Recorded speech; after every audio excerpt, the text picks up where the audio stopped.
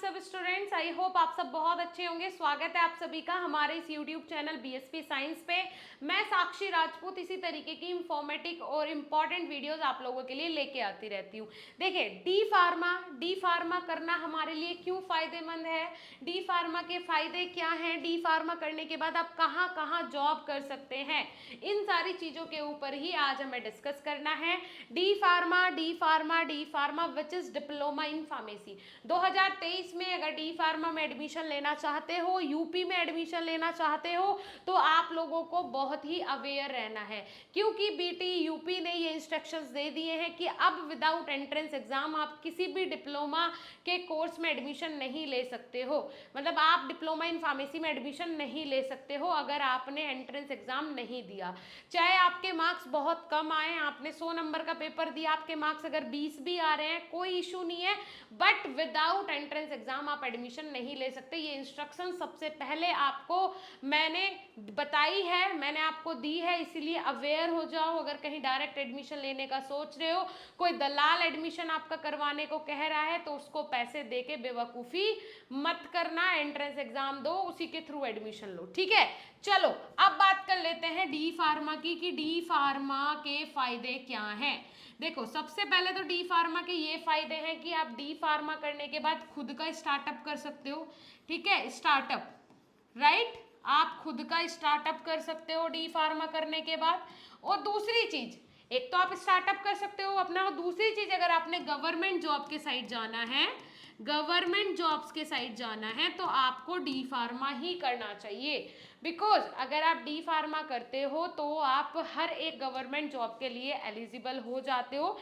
कुछ 1-2% ऐसी जॉब्स हैं जिसमें बैचलर मांगता है, अदरवाइज ज़्यादातर 99% जॉब्स ऐसी हैं जिनमें कि डी फार्मा का कैंडिडेट एलिजिबल होता है। तो फिर हम क्यों बैचलर की साइड जाए? अगर आपने हायर स्टडीज नहीं करनी है, अगर आपने सिर्फ बिजनेस प्रोस्पेक्टस से या फिर गवर्नमेंट जॉब के प्रोस्पेक्टस से देखना है, तो आप डी फार्मा करें, यही मैं आपको सजेस्ट करूंगी, ठीक है। क्योंकि ये कोर्स जो है 2 साल में खत्म हो जाता है, 2 इयर्स में खत्म हो जाता है।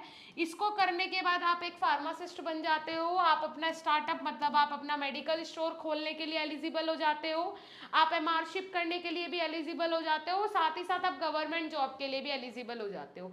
क्योंकि मिनिमम क्वालिफिकेशन एज आ फार्मासिस्ट जॉब गवर्नमेंट सेक्टर में उसके लिए मांगी जाती है डी फार्मेसी, ठीक है। ये हो गया बेटा। दूसरी चीज, डी फार्मा करने के बाद जॉब्स कौन कौन सी आप कर सकते हो। सबसे पहले अगर आपको फार्मास्यूटिकल इंडस्ट्रीज में जाना है, तो वहां पे आपको करियर स्कोप उतना अच्छा देखने को नहीं मिलेगा। मैं क्लियरली बता दूं, अगर डी फार्मा करने के बाद उतना अच्छा नहीं मिलेगा।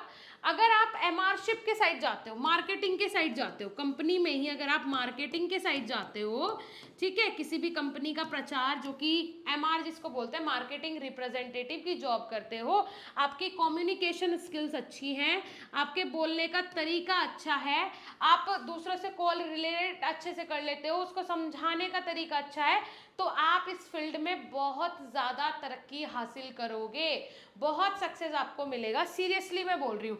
लेकिन अगर आपकी कम्युनिकेशन स्किल्स अच्छी नहीं है, बोलने का तरीका अच्छा नहीं है, आप दूसरों को कन्विंस नहीं कर पाते हो, तो फिर आपका काम इस फील्ड में कुछ भी नहीं है। और यहाँ पे अगर मैं बात करूँ स्टार्टिंग सैलरी की, बेटा स्टार्टिंग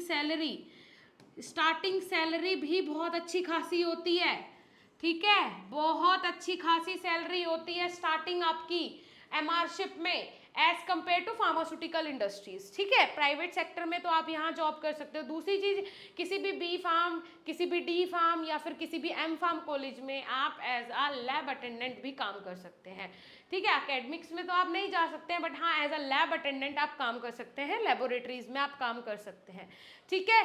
क्लियर हुआ सारी चीजें? आई होप आपको क्लियर हुई होगी। और दूसरी चीज, एक डी फार्म वाले कैंडिडेट के लिए इंपॉर्टेंट नोटिस जो कि पीसीआई ने निकाला था, वो क्या था कि पहले जैसे कॉलेजेस में बी फार्म कॉलेज हो गया, कोई डी फार्म कॉलेज हो गया, एम फार्म कॉलेज हो गया, वहाँ पे लैब्स में बीएससी वालों को रख लेते थे, है ना, एमएससी वालों को रख लेते थे, लेकिन वो बिल्कुल कैंसिल कर दिया है पीसीआई के नॉर्म्स के द्वारा। अब सिर्फ डी फार्म का कैंडिडेट ही लेबोरेटरीज में होगा, अदरवाइज कोई भी बीएससी या फिर एमएससी वाला कैंडिडेट वहाँ पे एप्लीकेबल नहीं होगा, ठीक है। चलिए, सो आपको डी फार्मा के फायदे समझ में आ गए, कितने सारे फायदे हैं। अगर आपको कम कम टाइम में ज़्यादा नॉलेज गेन करके कुछ अच्छा अचीव करना है तो उसके लिए डी फार्म कर सकते हो। उसके बाद जॉब्स प्रोफाइल क्या है वो भी मैंने आपको क्लियरली बता दी। ठीक है, नेक्स्ट वीडियो में मिलेंगे। उससे पहले आपको जाना है प्ले स्टोर पे, BSP pharmacy official app download करनी है, बिकॉज वहाँ पे बी फार्मा और डी फार्मा का स्टडी मटेरियल हम आपको प्रोवाइड करवाते हैं, वो भी बहुत बहुत बहुत ही सुपर प्राइस में।